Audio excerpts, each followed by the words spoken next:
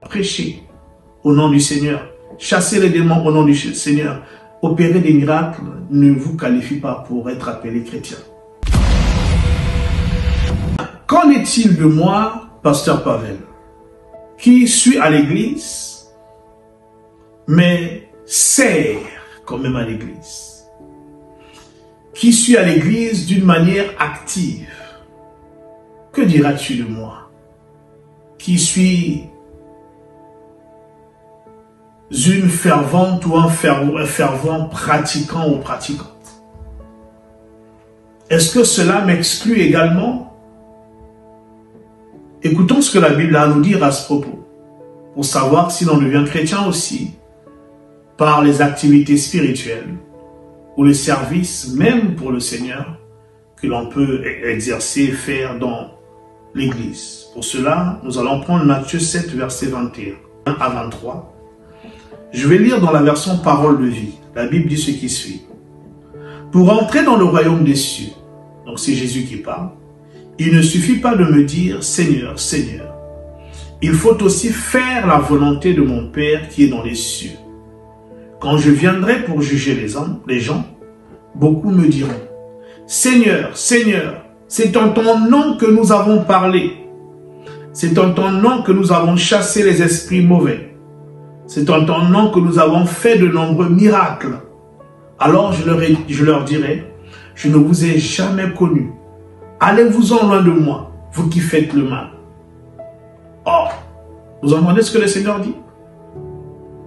D'abord, il exclut ceux dans la foi, ceux dans l'exercice de la foi chrétienne se limite, ou la pratique de la chrétienté se limite à l'invocation de son nom ou à la louange de son nom. Au verset 21, il a dit, il ne suffit pas de me dire Seigneur, Seigneur, pour entrer dans le royaume des cieux.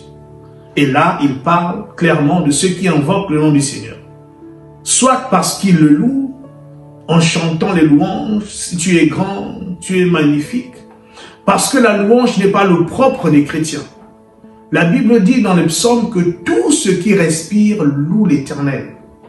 Tout ce qui respire, même les animaux, même les arbres qui respirent louent l'Éternel. Donc la louange n'est pas le propre des chrétiens. Ni la prière.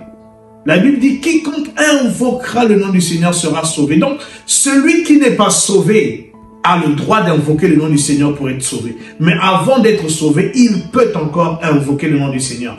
Donc ça ne suffit pas de prier.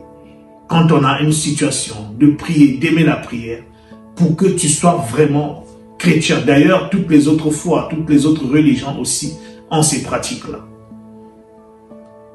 Non plus le service. Il dit,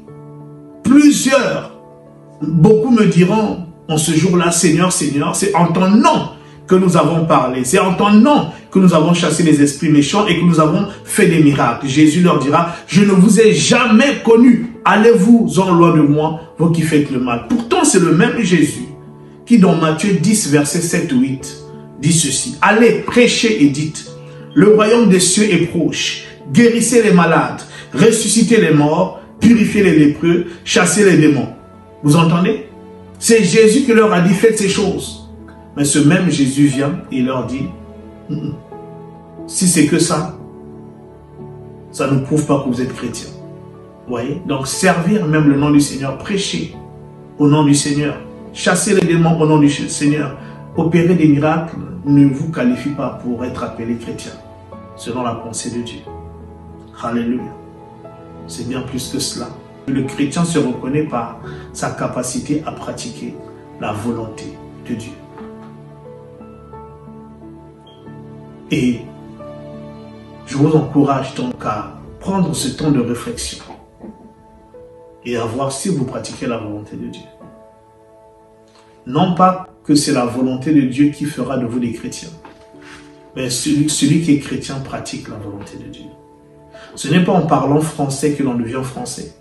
Mais lorsqu'on est français, généralement on parle français, ou pour faire quelque chose de plus simple et radical. C'est un manguier seul qui peut produire des mangues. Vous voyez? C'est parce que vous êtes manguier que vous produisez des mangues. C'est parce que vous êtes chrétien que vous allez accomplir la volonté de Dieu. C'est un bon signe pour savoir. Ok, je prêche, je chasse les démons, je prophétise, je fais des miracles, j'invoque le nom du Seigneur, je loue, je chante dans la chorale, tout ça. Mais est-ce que ma vie est une vie qui accomplit la volonté de Dieu? C'était le pasteur Pavel et je vous donne rendez-vous à notre prochaine capsule.